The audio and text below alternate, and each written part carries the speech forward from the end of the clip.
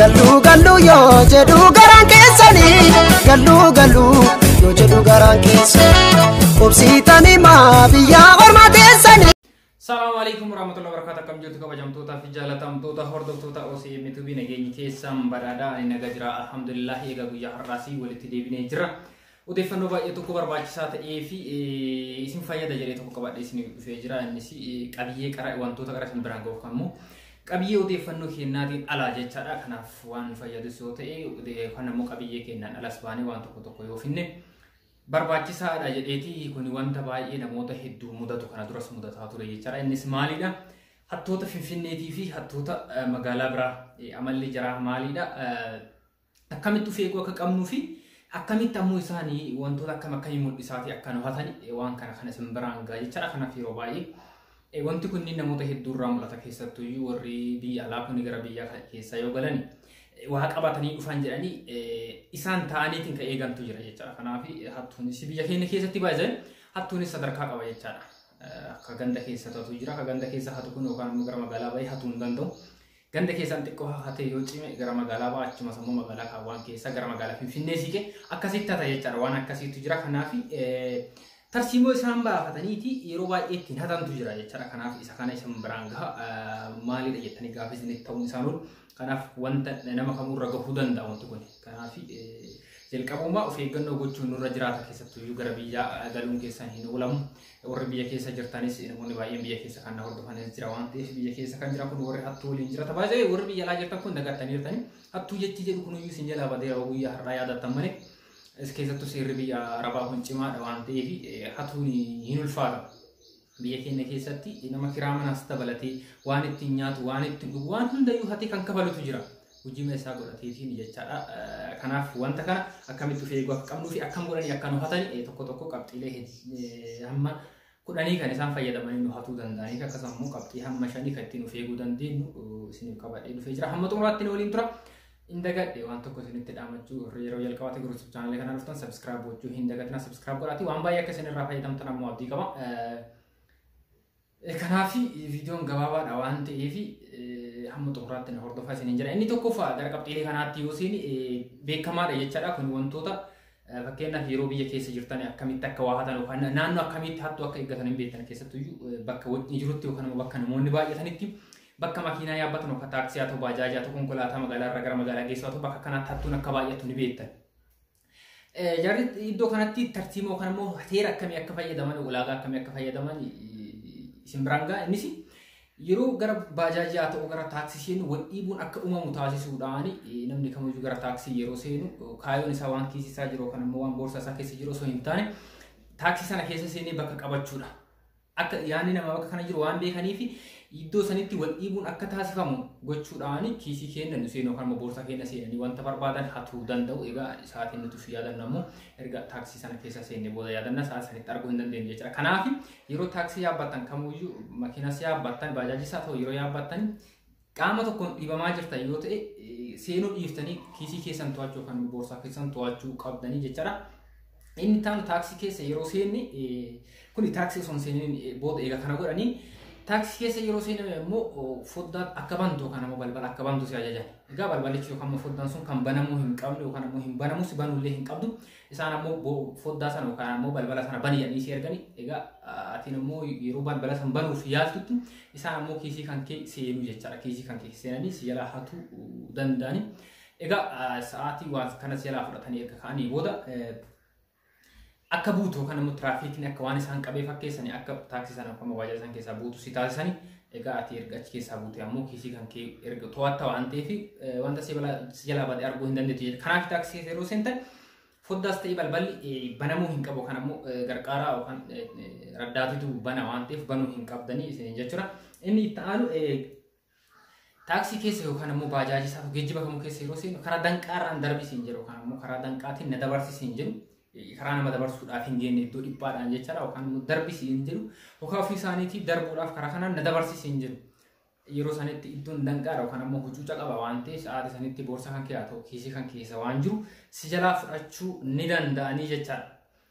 Iddoo kanatti akkati hiyyaatan erga karaa danqaa saniin bahanii ta'an kana karaa danqaa sanii si darbisiisanii erga teetti akkati wanta si jalaa baate sanii hiyyaatan haasaa sitti baay'isu yookaan si wallolu yookaan ammoo wanta tokko si haasa'uu danda'anii kanaaf siistemni akkanaa kanneen gaafa taaksii keessa yeroo seentan namarraa isinitti mul'ate kiisii keessan to'achuu yookaan ammoo boorsaa keessan to'achuu qabdanii jechaadha. Inni itti aanu namatti tufuu yookaan ammoo inni tasaa ta'uu hin dhaabattee hin deemtan yoo ta'e sitti tufanii akka tasa sitti tufeetti sooftii isaa baafatee sirraa xaraawwan ammoo wayaa kan waan wayitiin tuqee wanta san sirraa haquuf jecha sooftii baafatee dhiifama siin jedha qamala gaarii sitti mul'isa. Kiisii kan kee naannoo kiisiin kan kee jirutti waa tokko kan naannoo waa hin jiran jedhee shakkii sanatti tufa waan ta'eef yookaan naannoo sanitti waa hin tuqa uffata kan kee waa hin tuqa waan ta'eef dhiifama siin jedha sooftii baafatee sirraa hin xaragaa sa'aatii sirraa xaraguu sanatti kiisii kan kee keessa seenuu danda'a jechaadha. Kanaaf wanta akkasii yoo mudate akka isinitti hin tufne taasisu yeroo kamuu akka wayiin isin hin tufne taasisu yeroo isin tuqame booda ammoo ofii keessan ofirraa haquudhuma qabdanii qaamni biraa isinirraa haquu hin qabu jechaadha. Kanaaf siistema akkasii baafatanii kiisii keessan seenuu kan ammoo boorsaa keessan keessa seenuu ni danda'an jechaadha. Inni kun ammoo naannoo danqaatti yookaan naannoo namni hin jirretti bifa humnaatti fayyadamuudhaan waraanuu jira fudhanii irraa fuudhuu waan akkasii fayyadamanii inni ta'anu nama lama ta'anii deeman baay'ee hattuun kun yeroo deeman nama lama amma sadii ta'aniitiin deemanii cinaa bitaaf cinaa mirgaa kan kee bu'anii deemanii nama lama inni cinaa bitaa yoo si dubbise inni cinaa bitaa gama cinaa bitaa sana si tuqaa yookaan ammoo si dubbisa cinaa bitaatti ati gargaltee gaafa sarara waliin haasoftu cinaa mirgaatiin ammoo hattichi biraa waan ta'eef ati gara cinaa mirgaa kanatti xiyyeeffannoo hin jiru cinaa mirgaa kanaan kiisii kan kee seenuu yookaan ammoo boorsaa kan kee seenuu waan ati qabdu si jalaa fudhachuu danda'a jechuudha. Yookaan ammoo inni cinaa mirgaa yoo si dubbise hattichi cinaa bitaatiin jiru cinaa bitaatiin wanta kiisii kan kee yookaan boorsaa kan kee keessa jiru si jalaa fudhachuu danda'a jechuudha. Egaa kabajamtoota fi jaalatamtoota hordoftoota keenya hattoonni biyya keenya keessatti irra caala hattoonni Finfinnee siistema akkanaa fi kanaan alas kan biraa fayyadamaniiti yeroo baay'ee wanta namni yeroo hedduu walitti qabee jedhee al takkaan jalaa fudhachuu yookaan ammoo saamuu danda'ani.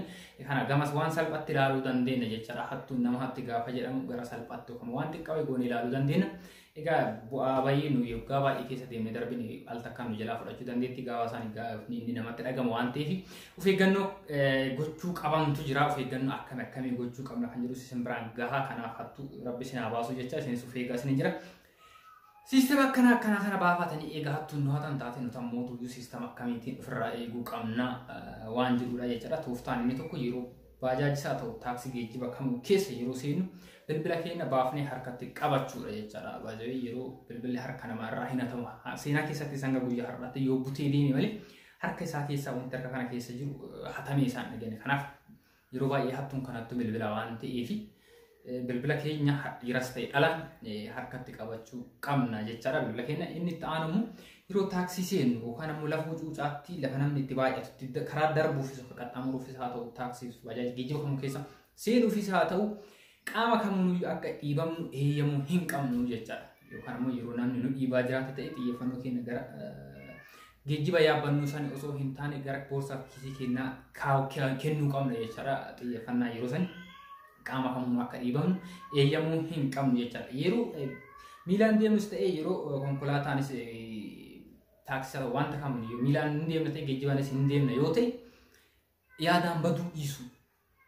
Fakkeenyaaf wanta biraa hin yaadna yoo ta'e yaadaan fagaanneerra qaamni biraa yookaan ammoo hattuun yeroo kiisa keenya boorsaa keenya seenu arguu dhabuu dandeenya. Kanaaf yeroo kana yaadaan baduu dhiifne yaada keenya gama qabeenya keenya isa harkaa qabnu kennuu qabna jechuudha. Baay'ee yeroo baay'ee namni yaadaan kabadu yeroo deemu taaksii keessaas haa ta'u miilaan yeroo deemu haa ta'u yaadaan bada waan ta'eef yaadaan baduu dhiifne qabeenya biraatiif yaaduu dhiifne qabeenya isa harkaa qabnu sanaaf yaaduu qabnaa jechaadha. Inni kunis tooftaa isa biraati. Inni ta'an ammoo nama duuba keenya yookaan ammoo duuba keenya deemu yaadaan xiinxalloo kan ammoo nama akkamtu duuba keenya jira namatu duuba keenya deema yookaan namatu nu hordofaa jiramu nu hordofaa jiru jennee adda baafnu namni nu hordofaa jira yoo ta'e ammoo kallattii deemsa keenyaa jijjiiruu qabna jechaadha. Baay'ee hattuun yeroo kallattii jala jijjiiran karaa san faana naannoftu namni itti beeki akka itti beekti hubata waan ta'eef sirraa goree gara biraa barbaadate jechaadha. Kanaaf kallattii keenya jalaa jijjiiruu qabna jechaadha.